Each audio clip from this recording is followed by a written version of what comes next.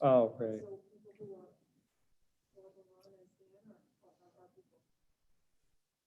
Good afternoon, everyone. I'm Wendy Kalergis, President and CEO of the Greater Miami and the Beaches Hotel Association, and I'm so excited today to have our first hotel hospitality check-in with the Four Seasons Miami, and we're very excited, and welcome so dearly. I want to give you all a virtual hug to Dan Normandin, and Dan is the general manager. And also Dan serves on our board of directors. Hi, Dan, how are you? Great to see you. How are you, Wendy? Nice to see everyone. I was so excited today. I told them before that I put on my mother's pearls. So I'm really excited. We also have Jason Botsenberry, Director of Sales and Marketing. Hi, Jason, how are you? Great, Wendy, thank you very much. How is everybody? And everybody's great. And Executive Chef Aaron Brooks. Hi, Wendy. My favorite. Hi, everyone. Favorites. I'm really excited. I'm getting hungry already. So thank you all for joining us today. And, feel free to, you can go into the chat box if you have any questions or comments. And again, really excited to get started and talk about just what's been going on. It's going to be almost a year. I think Dan may remember, gosh, what was the date? The end of February, we had a board call, right? And yes. shortly after that, the hotels were closing. So we're just about at a year that we've been closed. And we know that none of us were sitting around twiddling our thumbs, right? There was a lot going on in our industry. Obviously, we're still anxious to get, all of the employees back to work, but we are Miami, and Florida is the envy of everyone across the country. Look at how horrible the weather is. We're doing really well. Occupancy is steady. We'll talk about Dan. We'll talk about that a little bit. And we're really in the best spot we could possibly be. So we're very lucky to have all of you with us today. So let's start with you, Dan, since you're in charge of the hotel. Share with us how you got into this fabulous, fun, crazy business. I fell into it, Wendy. I was actually I got an accidental hospitality career by working part-time in the Canadian version of what would be a Macy's, and then part-time working in a hotel and a restaurant in Ottawa, Ontario, Canada. And so between the two jobs, I had kind of full-time hours, so I would switch back and forth. And eventually I just ended up getting more hours in the restaurant, and then very gradually discovered that this wasn't just a restaurant, but it was a restaurant within a hotel. And I had no concept of what that meant. But what I did know was I had friends who were moving around in different departments, and then it became very apparent that you could work in this place and move to different departments and see different things and grow and be promoted based on your energy levels and your input. And that was very appealing to me. I worked from a very young age, so to me that made a lot of sense. And so I started as a host in the restaurant. I was terrible at it. In fact, one day, as I'm taking a family to their seats and I'm talking to them, I walked into a pillar in the middle of a full restaurant, and everybody laughed. I didn't think it was very funny, but it was kind of the end of my career in food and beverage, and so I moved over to front office and grew from there and moved around Canada and then the US and joined Four Seasons. So, over 30 years later, here I am, lucky me.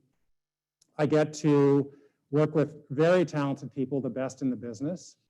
And I get to interface with junior leadership or leaders that are in training through FSU and FIU and SMH and all these other great organizations that have passionate professors that drive hospitality programs. So here I am, and I'm lucky, and I'm really on the shoulders of everybody else, yourself included, Wendy. So thank you for including me today.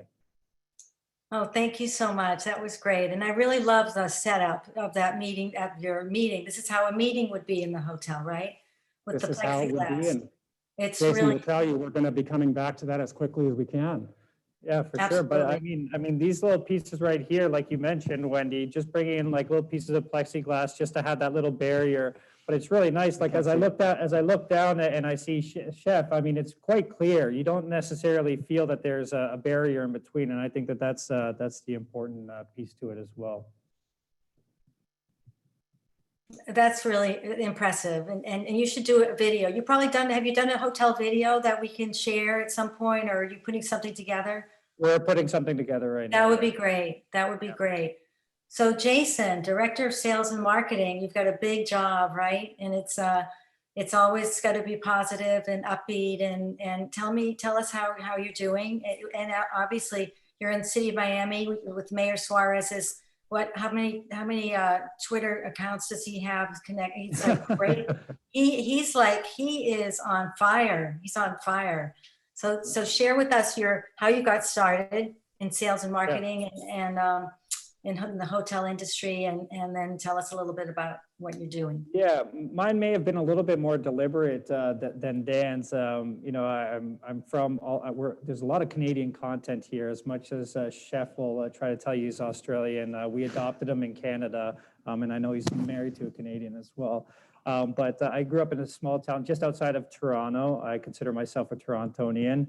And you know, when you grow up in Toronto, Four Seasons is actually a really you know, it's an iconic brand, whether it's hospitality or any industry. It's really iconic and something to kind of aspire to. So early, you know, kind of in my late teens, I decided that I wanted to go and study for hospitality with, you know, a long-term plan of potentially working for this great brand of Four Seasons.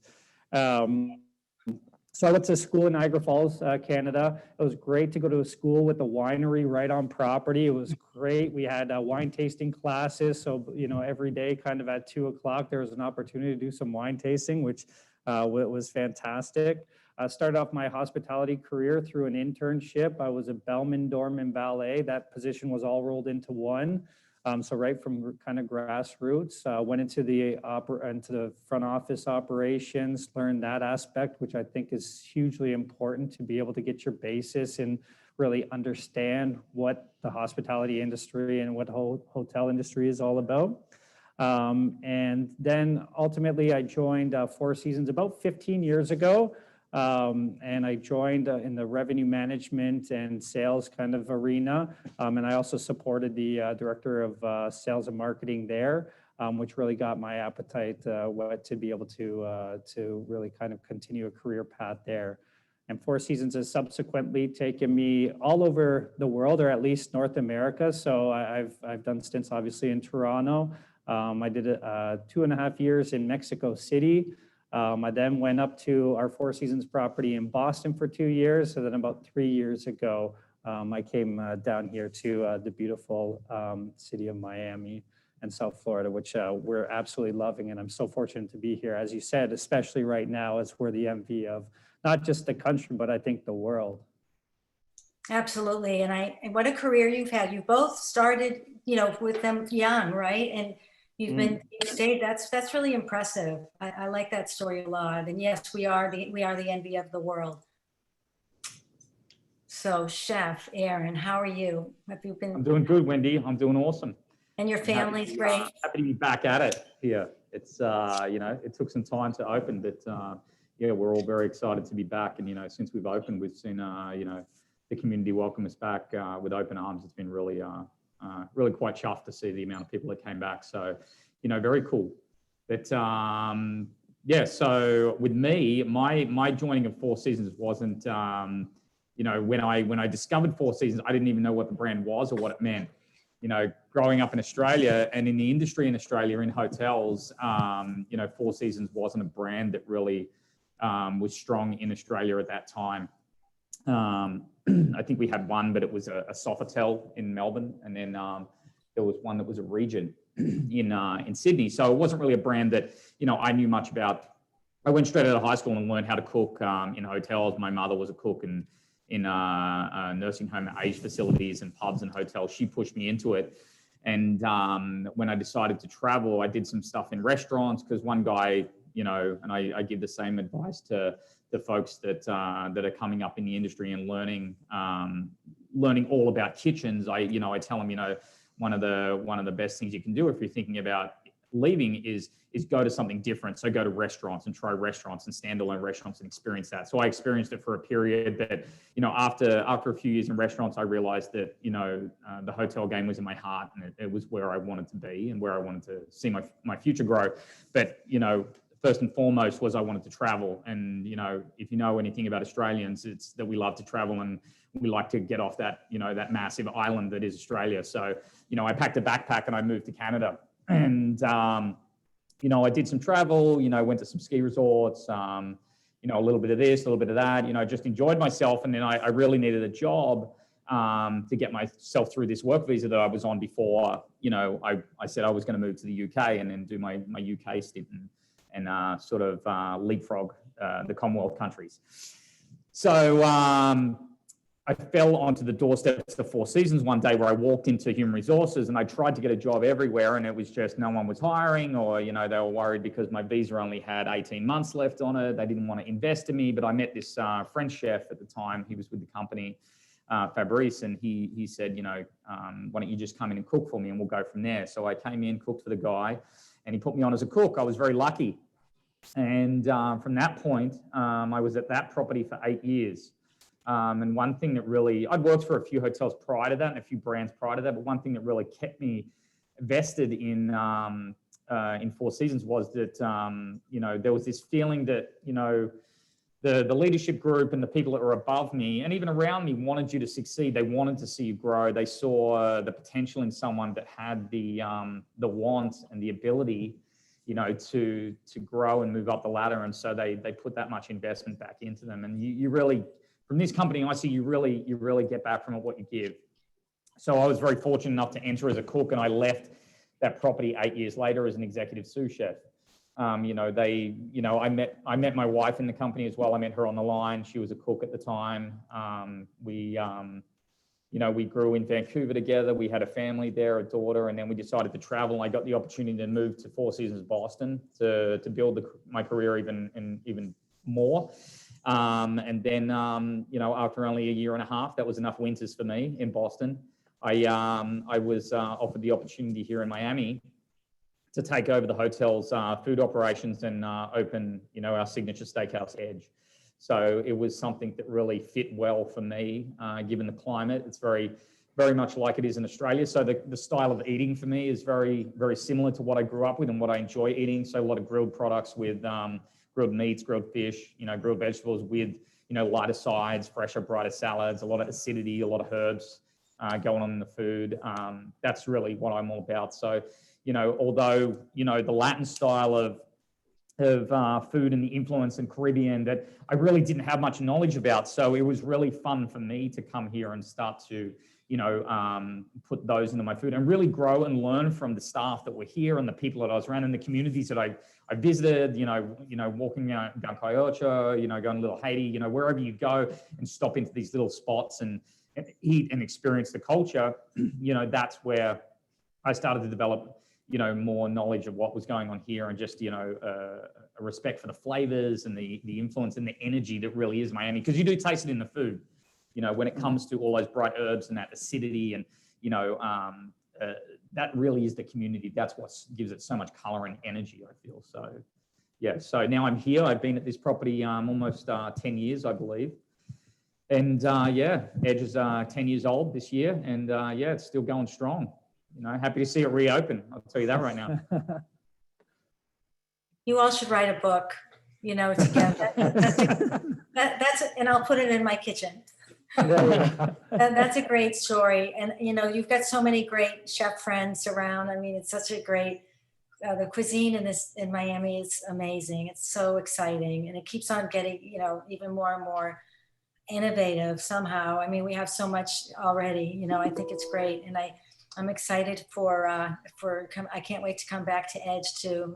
That'll be very soon.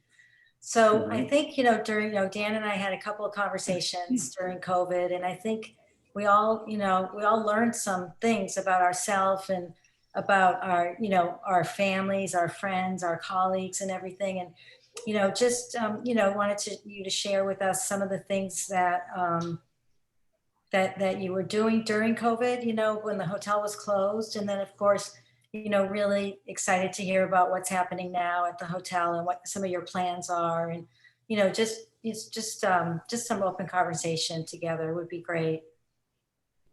Sure. I mean, I think number one for me, Wendy, above all else, is an enhanced sense of gratitude that I'm never going to let go of again. We took so much for granted a year ago before all of this started.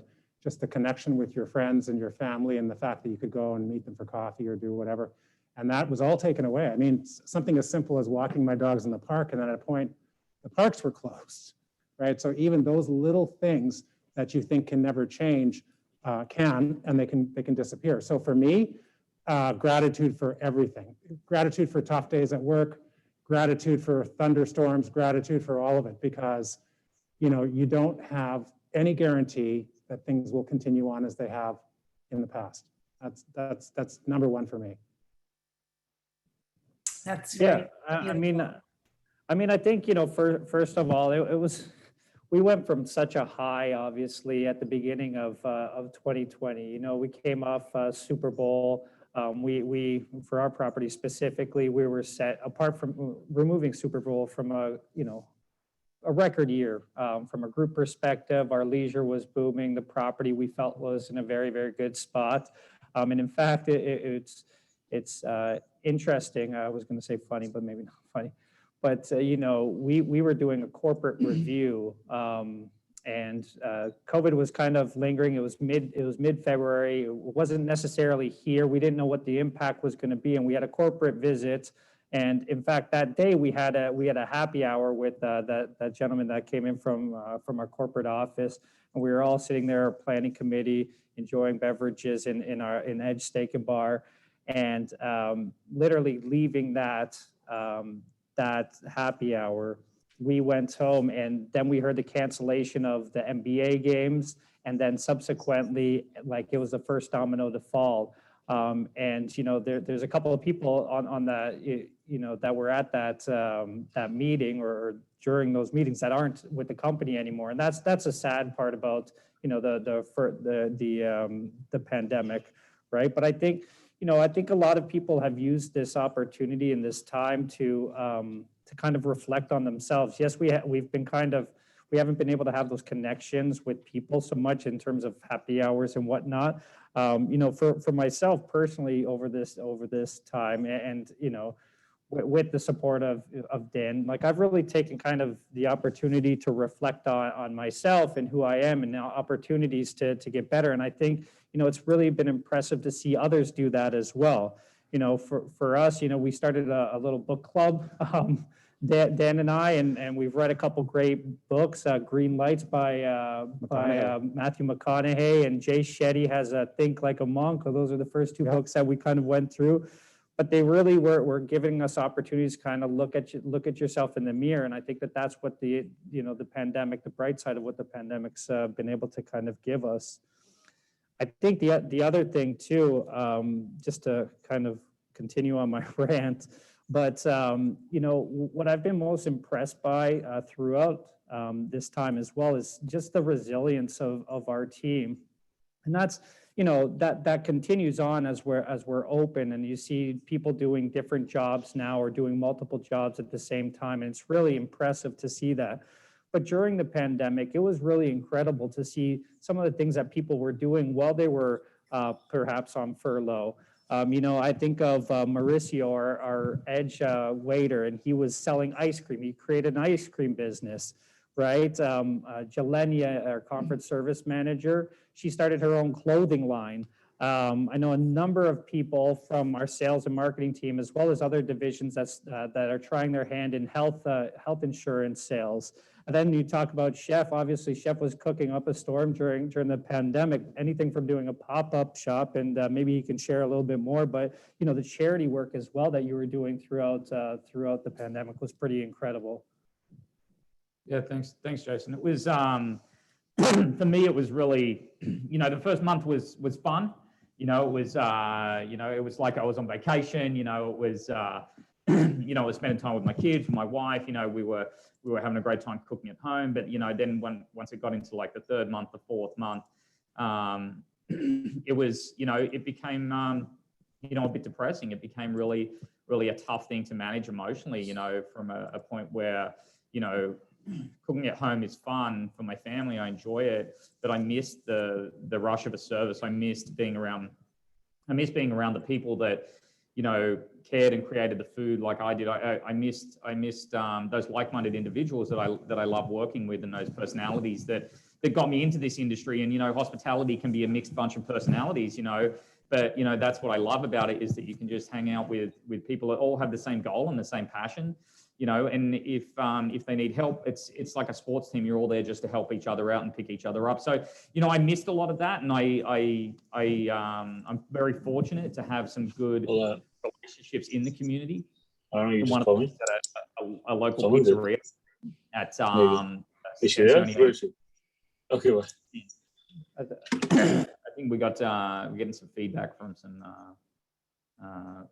not on mute there. But I was fortunate enough to have that relationship, and we tossed around some ideas, and we put together a pop-up. So it was something that I would do on weekends, again, just to feel connected to something that, I'm extremely passionate about, which is this industry. And, it was a lot of fun. We did that on weekends. It was a Turkish pizza pop-up.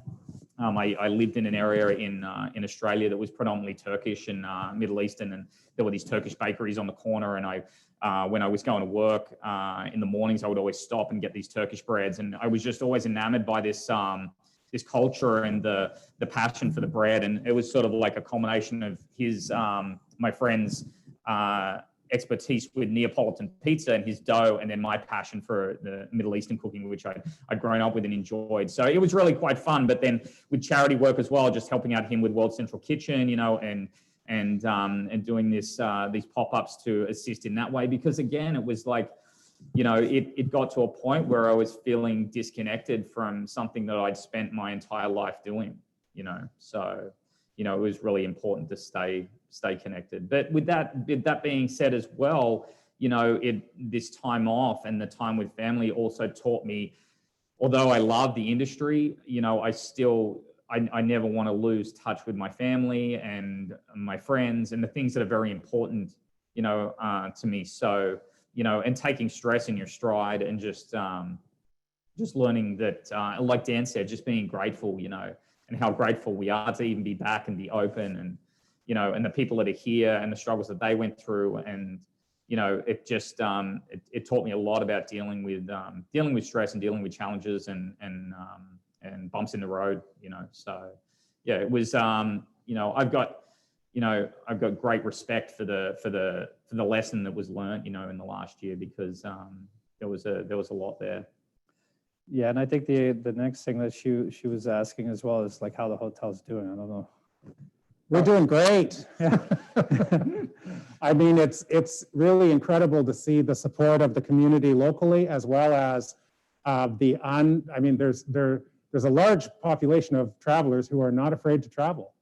They're not intimidated by getting on an airliner, or of course we have a large drive market that we all enjoy as well. But we've actually, trying to balance the safety protocols of Four Seasons Lead with Care, as well as what's happening with the city of Miami, and all necessary.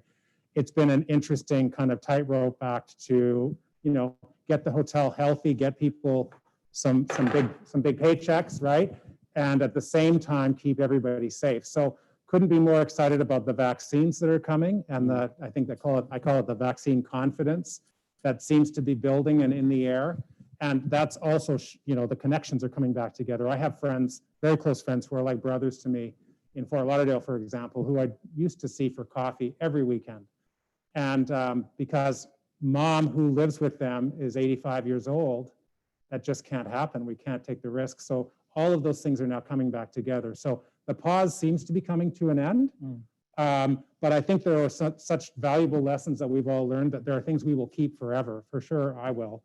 Both from a business standpoint and personally. Just to have people back in the building again, Wendy. We never really closed as a building because, as you know, we're 2/3 residential. And so there were always security operations and engineering and other things going on. But to walk through the back doors or the front doors and to have your footsteps kind of echo on the marble floors because there's nobody around. I mean, I know that everybody watching knows this, that the heart and soul of our businesses is our people.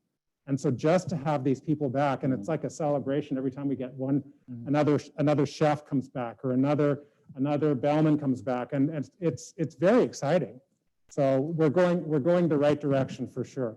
Now it's trying to stabilize and provide some decent levels of service given all of those different restrictions. But again, the team will figure it out. They always do. No, when I started with you all and saw the three of you today, I was thinking about driving up the valet. I love the valet. They know me. Well, hopefully they're still there. And then just coming in and going upstairs, it's just the smell and the flowers and everything.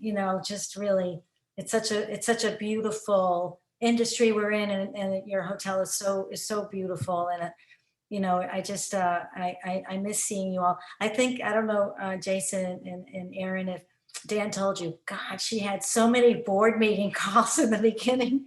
I had I think it was every 2 weeks, right? And normally we have 4 board meetings a year, right? So every two weeks, I think I was doing it selfishly because I missed everybody and I wanted to see everybody. But the Zooms have kept me going, because really I feel the same way. I can't wait to hug it. My kids say, Mom, you can't hug, and you always hug, and I'm like, oh, don't worry, I won't hug.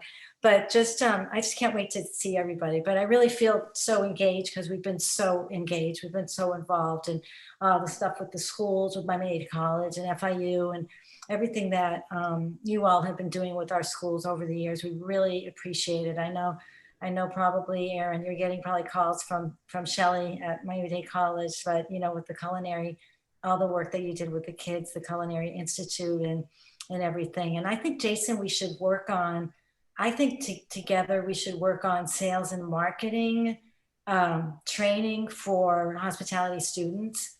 Because I think that's something that a lot of them are scared of. They're scared to sell. They're scared, they don't know how to do it. And I think that could be a really great initiative that we could start. I want to acknowledge our friend, Bill Talbert. Thank you for joining us. I see you're on the chat line, and I know you're not an old, he's had both vaccines. So congratulations. Nick and I are on our waiting list, so I'll keep you posted. But just want to thank Bill too for, his amazing leadership, participation with us, and just, really, we love you, Bill. That's all I can say. We love you. So we already talked about Super Bowl. I hope you heard that, how much we appreciated Super Bowl.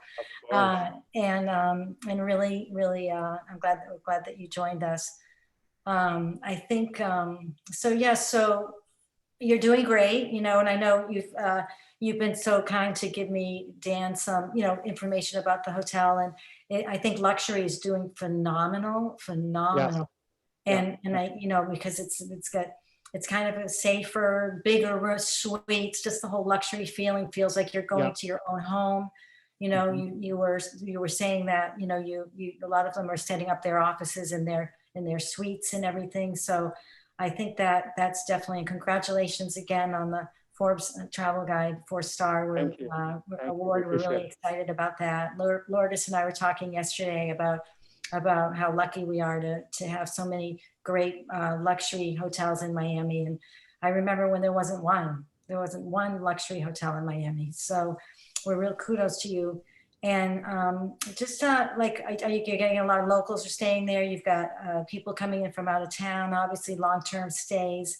And any small group meeting business coming along, or in the pipeline? We just had not to give too much information, but of course we just had a small pharmaceutical group. We're seeing a lot from that industry, obviously coming in there.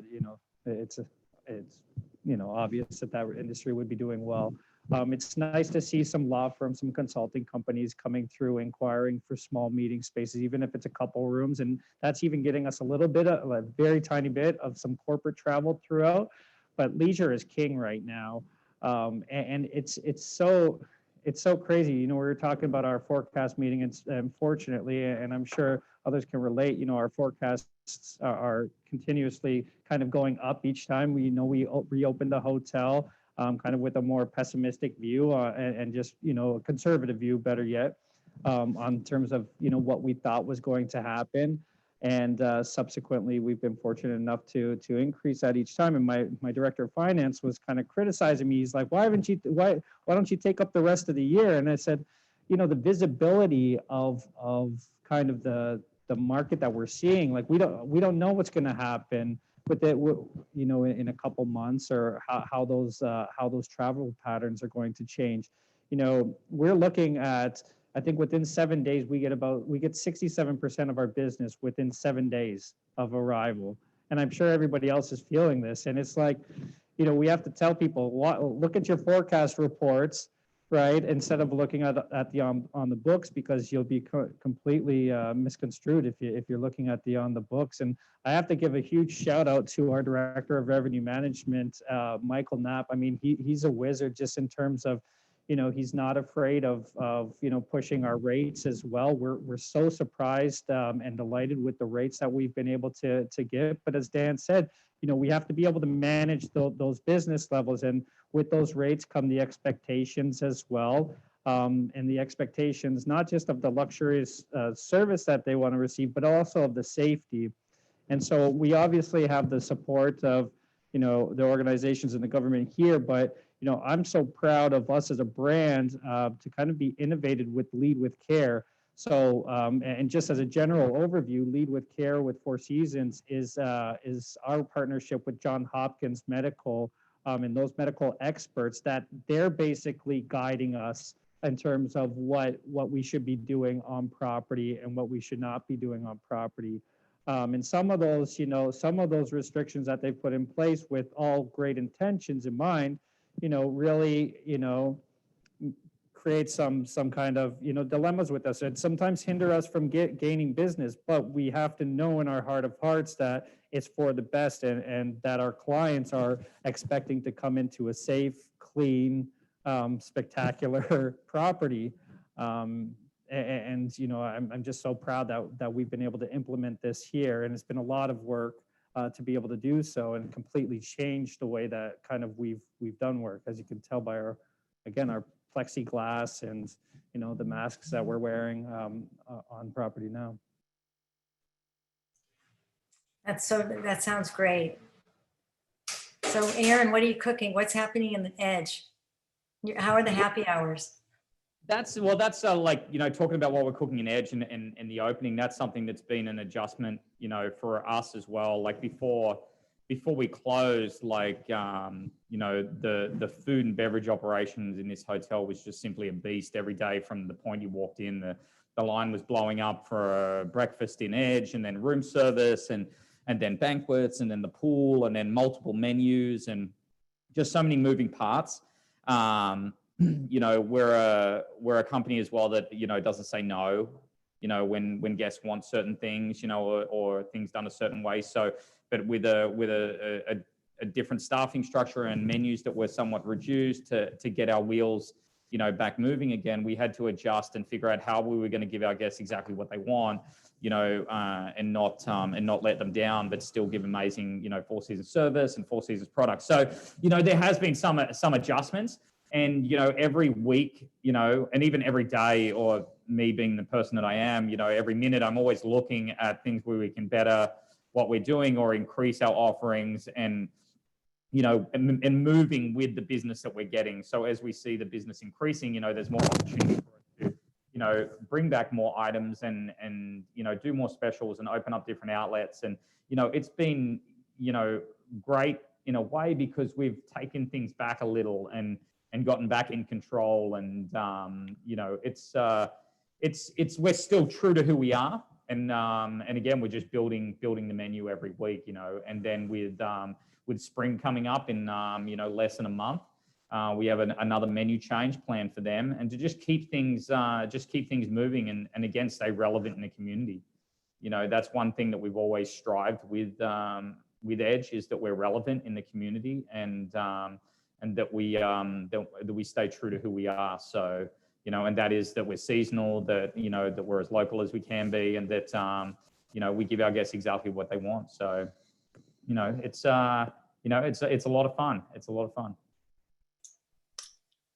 So obviously you're a great team, but I consider you a great family. You know, you really work so great together. The longevity of how long you've worked for the company is so impressive. And Dan, you know, you're an amazing general manager and just a great friend. And, you know, I'm just so delighted to be with you all. I feel like I'm already with you. Thank you, Wendy. You're a great partner. Without driving.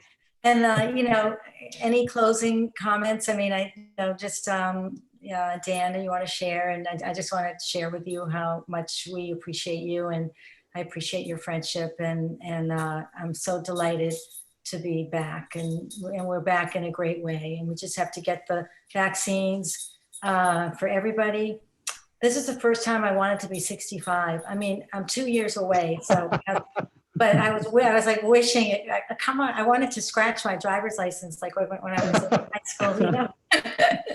But we're almost there. But with the vaccines, that's really our key. And I think you all know that we got a resolution with the county they approved to urge the governor to have our hotel employees and restaurant employees get top priority for vaccines. So we're working on that. Now we're working at the state level to make that happen, because that would make a big difference just in the morale too. And, you know, it's some of our employees are frontline workers. So let's cross our fingers for that, right? That we get that approved. And once again, thank you again.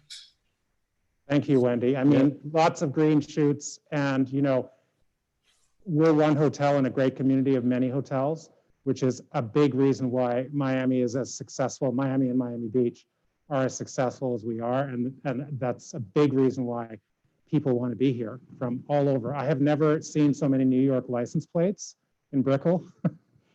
And with that comes a lot of spending and ultimately financial health for employees who were very damaged by this last year. So it's one for all, you know, and all for one, as far as I'm concerned. And if we can do anything for the greater community, please don't hesitate to reach out.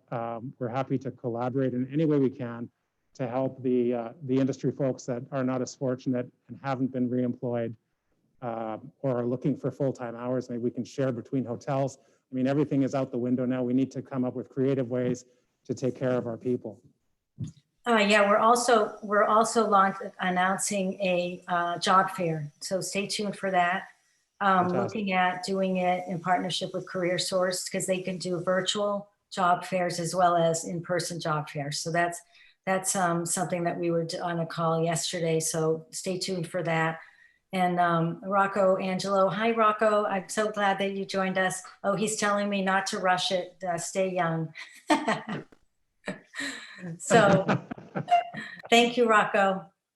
So I guess this is goodbye for now, and look forward to seeing you soon. And thanks so much. Anything you need from us, let us know. And really, really appreciate your time today. And you've got a gorgeous meeting room set up right there. So anyone on this call that needs a meeting, a safe meeting, it's here at the Four Seasons. Thanks, Wendy. Thanks, everyone. Appreciate it. Take care. Thanks, everyone. Take Bye-bye. care. Bye. Bye.